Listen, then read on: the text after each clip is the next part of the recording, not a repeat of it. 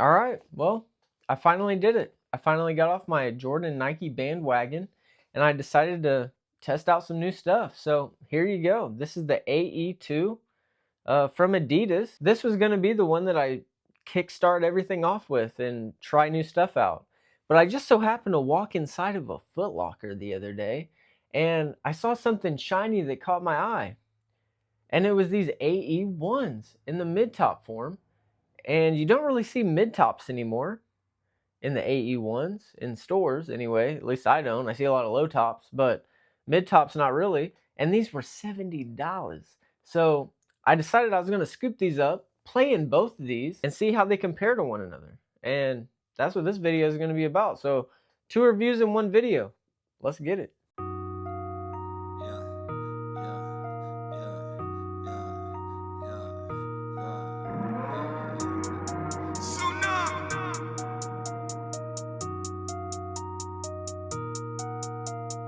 I don't wanna trap today.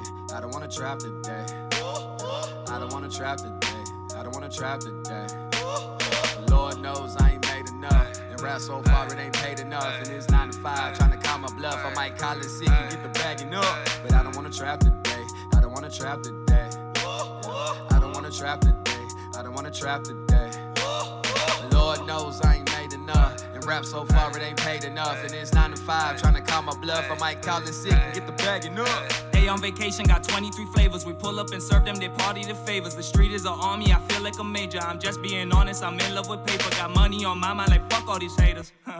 Say fuck all these haters. On OT, I'm grinding, my chick looking pregnant. These niggas, they talking, I don't hear their statements. I know what I'm doing, need no confirmation. These laws of attraction. I'm not some dude that just plays in a shoe one time and thinks that that's like gonna give you the best answer of what you should get. No, you gotta break these fuckers in, dude. I went ahead and I broke this one in, and I broke this one in, and I actually wore both of these in the same day, and it gave me a good idea of, you know, the little flaws and differences that both of these have.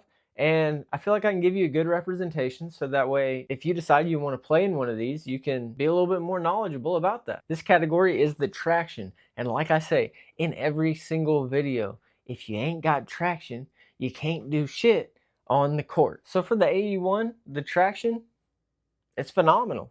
I've never had any problems with it. It's like a herringbone, you know, a very large herringbone. It just works great. I had no problems, didn't slip out one time. Any move I tried to do, I made it. And that goes for the AE2 as well. Never had any problems with it. So when it comes to that, I don't think you'll have any problems. I don't really play on like a heavy amount of dust. There's a little bit of dust here and there, but I honestly didn't notice that with either of these shoes. So I think in the traction category, you should be good to go whether you pick up the AE1 or the AE2. So next we're going to talk about the cushion in these shoes, and that's where these shoes start to differ a little bit.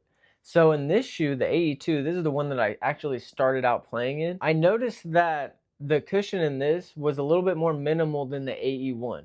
The AE2 is more of a responsive ride. It's more reactive to your movements in a firm way, whereas the AE1 is more of a bouncy feel. It's a little more cushion. It's a little more cloud-like than the AE2. So I actually prefer more of a responsive ride than I do a cushiony, bouncy ride. But that also has to do with how the shoe is made, how it fits on your foot, stuff like that, and that we'll get into. But just for the cushion aspect of what we're talking about, I feel like the AE2 is a little bit better for my preference. But I could definitely see how people that want a little bit more cushion would like the AE1. So on the day that I played in both of these, I actually played in this one first, the AE2, and then I played in the AE1. And when I put the AE1 on, it felt a lot better because I had been playing already. My feet were a little bit sore and tired just from playing.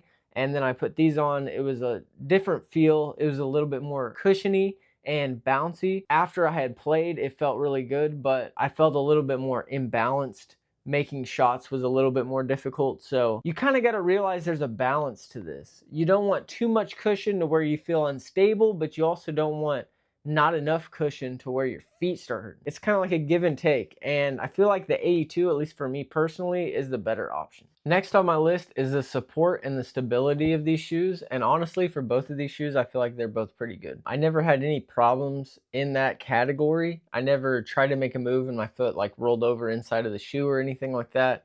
never any ankle pain or any type of instability or stuff like that. So I feel like both of these shoes are good. They both have a shank inside of the shoe, which provides torsional support.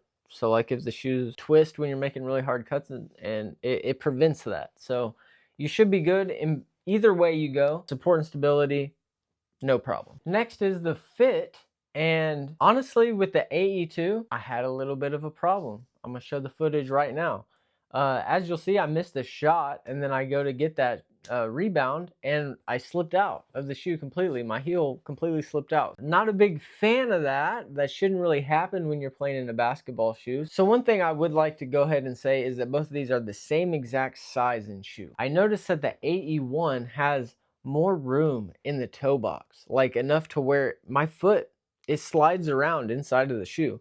So what I had to do was, when I played in both of these shoes in the same day, I wore one pair of socks with this shoe right here in particular. And my foot goes all the way up to the toe, fits great, had no problem. Heel slipped. I think it's just the material. Maybe it was the sock that I was using. Maybe next time I could use like a coarser sock. Maybe I had maybe a slicker sock on. I did slip out in this, so just be wary of a little bit of heel slippage. In this shoe, when I played in this afterwards, I actually had to throw a different pair of socks on top of the socks that I actually had. So I had to double sock it in order for me to get rid of the whole sliding around aspect in this shoe, and it didn't really take care of it all that much. I feel like this shoe is a little bit wider, and it allows a little bit more of free flow of your foot inside of the shoe.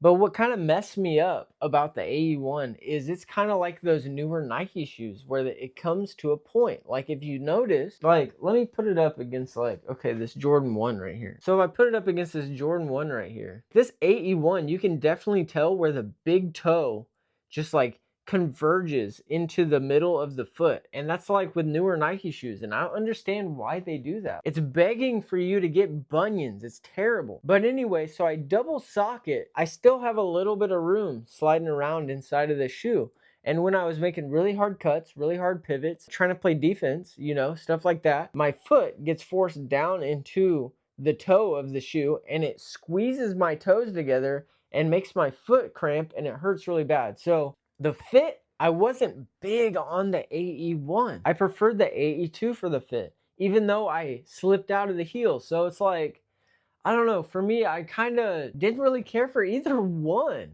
like in the fit department. Because like this one, you know, I was getting bunions and my feet hurt. But then on this one, my feet didn't hurt, but my foot was slipping out. But I couldn't double sock it in the shoe, because if I double socked it in the shoe, then it was too tight and restrictive, and I was starting to lose circulation. So it was like, next we're going to go over the materials of both of these shoes. I think that honestly, the materials on both of these shoes are pretty good. I think this one is definitely an upgrade to this one. The AE1 has this plastic honeycomb material on both the lateral and medial side of the shoe. I think it looks good on it. I do think that adds a lot of weight to the shoe, whereas on the AE2, they kind of took that out and only have like a little bit of said material on that side, and this inner part is more of like a fabric material. Like I can kind of bend it. It's more of the woven fabric material. So you're going to get a lighter ride on the AE2 than the AE1, just from the materials. But both of them do provide decent stability from the materials. They're nothing to write home about. They're nothing crazy. There's no like crazy leather on these or anything like that. But they do serve their job. They're very purposeful, and I think they're both good. All right, so next up, we're going to talk about the durability of these shoes. And honestly, I thought that the AE1 was going to blow the AE2 out of the water in the durability department, because the AE1 has all this plastic that's surrounding the shoe, right? Whereas the AE2 took out a lot of that plastic and has fabric in the middle. And fabric, as you know, is a thinner material than plastic is. But check this out. On the AE2, it's actually like a feat in engineering, I think. It's fucking dope. So the AE2, do you see a crease on the shoe at all? Because I don't. Like, it's crazy. Like, I've played in both of these shoes the same amount, and the AE2 has absolutely no creasing in it. There's nowhere for it to crease. In the places where it would crease, it has this rubberized material right here in slotted form with fabric underneath that's not going to crease. That's sick, okay? In the AE1, it's got this plastic that's all the way over, and plastic, as you know, creases, especially in this chrome material. So what it reminds me of is back in my day, right? I'm an old head, roast me in the comment section. But back in my day, we had these horizontal slots, right, in cars that were called CD players. And you would put these little shiny plastic circles inside of these said slots, and they were called CDs, and they would play music and shit. And if you've ever taken one of these and bended it and snapped it in half, you would know that before it breaks, it creates all these little bitty micro creases in it, which is exactly what this shoe has. I don't know if it can pick it up. Maybe if I get this medial side, you'll be able to see it a little bit better. I don't know. There's a lot of light reflecting off of it, but there's a lot of micro creases that go up this shoe where I bend my foot. At a distance, it's not a big deal. So it's not like, bro, it ain't gonna make or break nothing. But what I'm saying is that the plastic is gonna crease over time, whereas this, they've taken a lot of the plastic out and put rubber in those spots and slotted rubber at that. So you're not gonna see any creases. That, I think, is a great move. One of my favorite categories to talk about when it comes to these shoes is the aesthetics, and we've come to that category. When it comes to the aesthetics of both of these shoes, I think, even though I have glazed the AE2 about the engineering and how it doesn't crease and all that stuff, I feel like from a distance, the AE1 looks better than the AE2. Just from a distance. But if we're talking about if you have it on foot and you're looking at the top down and you're playing in this thing and you look down on your feet, the AE1 has got this garbage come to a point shit that new shoes like to do these days.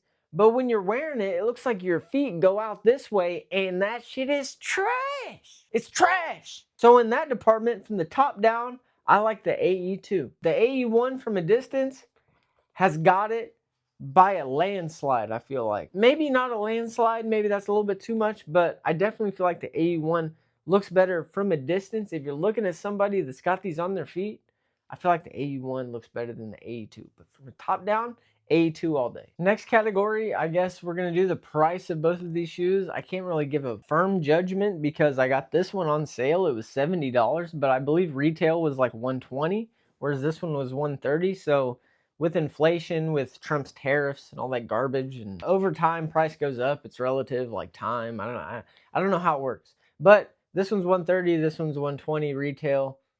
It is what it is. They're two different years. You can't really compare the two in that category, but I got this one on sale for $70, so I just want to flex that again. So yeah, if we're gonna say which one is better than which one, personally, gun to my head, if I had to decide, I would pick the AE2 over the AE1, okay? And that's just because the AE1 has this come to a point shit that forces my feet into bunion territory, which hurts my feet. These didn't hurt my feet. I just slipped out a little bit, which might be fixed with a little bit thicker, coarser sock. I mean, to me, it kind of feels like a little bit of a personal thing. Both of these are gonna go in the same category in my tier list, which is the all-star category, right behind the Kobe 9 Protro, which is a great place for these. I feel like I would play in the Kobe 9 Protro over both of these shoes. I do think both of these shoes do work